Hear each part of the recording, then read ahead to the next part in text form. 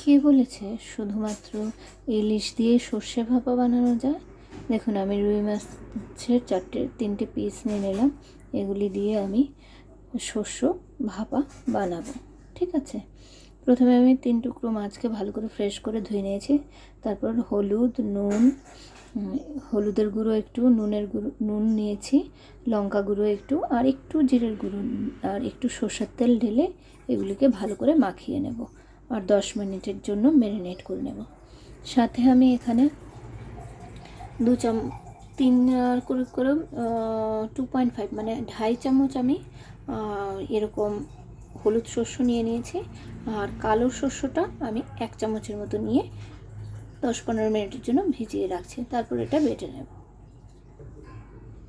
শস্যটাকে আমি গ্রাইন্ড করে নেব।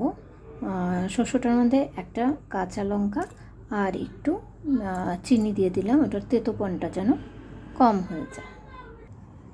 আমার শস্য বাটা রেডি হয়ে গেছে। এরকম মিহি করে টেক্সচার করে আমি শস্যটাকে বেটে নিলাম। ঠিক আছে, তারপর আমি গ্রাইন্ড করে নিলাম আর কি। তারপর আমি এখানে একটু মোটা মোটা করে পেঁয়াজ কেটে নিলাম আর 3টে কাঁচা লঙ্কা নিয়ে নিলাম। ঠিক আছে, এখন আমরা আমি একটা খালি একটা বাটি নিয়ে নিলাম। ঠিক আছে, এটার মধ্যে আমি শস্যটা দেব।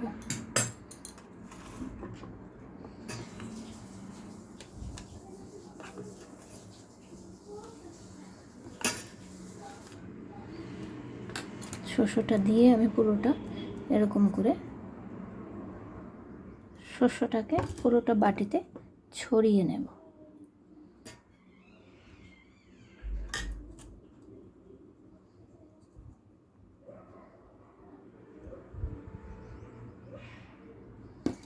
এখন আমি এটার মধ্যে এই যে আমি মাছটা নিয়েছিলাম, এই মাছটাকে বসিয়ে দেব।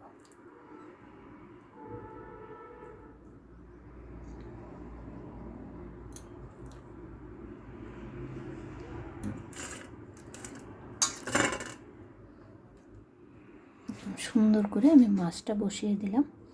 তার উপর দিয়ে আমি আবার শস্যটা স্প্রেড করে দেব।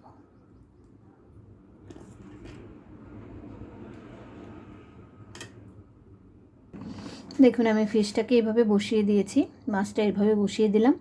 তার উপর যে মোটা করে পেঁয়াজগুলি কাটা ছিল এগুলি দিলাম। তারপর 3টে কাঁচা লঙ্কা দিয়ে দিলাম একটু ফেরে। এখন এটার উপর আমি একটু সরষের তেল দিয়ে দেব। ঠিক আছে, ভালো করে দিয়ে দিলাম। এখন আমি এটা ভাপে বসিয়ে দেব।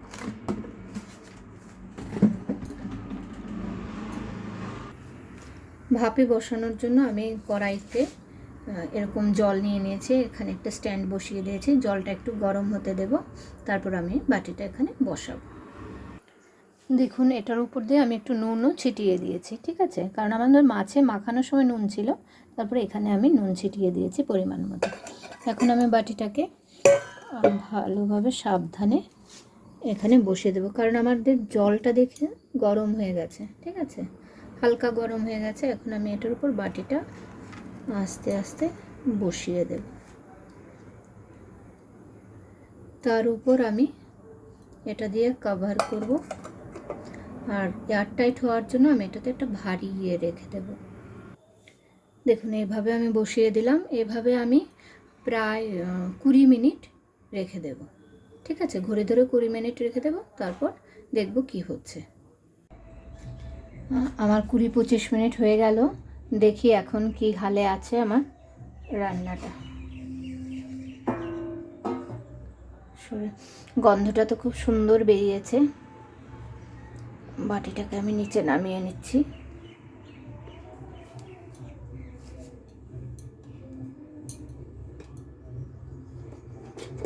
পুরোটা প্রচণ্ড গরম।